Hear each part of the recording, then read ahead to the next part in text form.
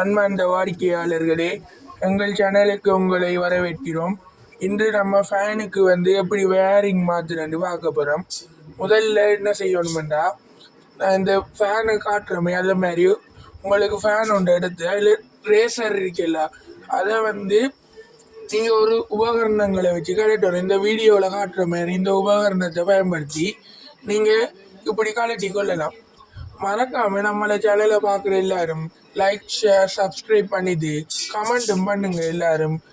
அப்புறம் நம்ம இந்த ரேசரை கலட்ட போகிறோம், அதனால் கொஞ்சம் சுத்தியல் போன்ற உபகரணங்களை பயன்படுத்தி கலட்டணும். அதை அடிக்கக்குள்ளே நம்ம அந்த கைப்பிடியை வச்சு திரிவாக்குள்ளே அந்த பேரிங் ரேசர் வெளியே வந்துடும்.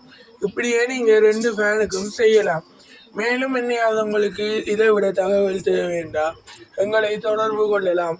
எங்கள் நம்பர் ஸ்க்ரீனில் தெரிஞ்சு கொண்டிருக்கு, அதுக்கு கால் அடிங்க. நாங்கள் பெட்டிகளோ ஸ்ரீலங்கா வரவு. இப்படியே நீங்கள் ஃபேனை கலட்டலாம்.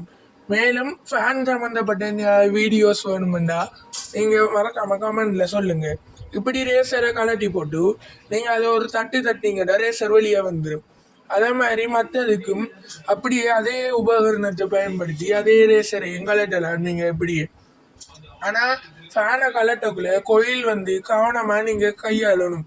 கோயிலை கையாண்டு வெளியே எடுத்து போட்டு தான் நீங்கள் ரேசர் வேறிங்க மாற்ற வேண்டி வரும்.